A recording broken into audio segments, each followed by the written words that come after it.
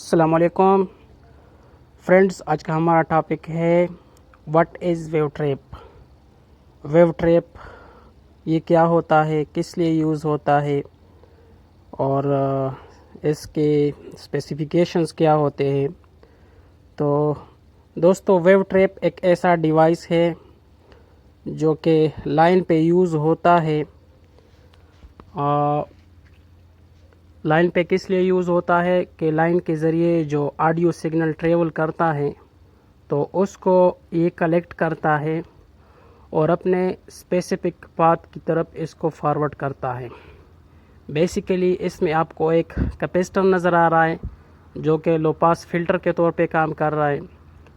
High audio frequency signal کو یہ filter کرتا ہے اور اس کو اس کے ڈیسٹینیشن کی طرف فارورڈ کرتا ہے۔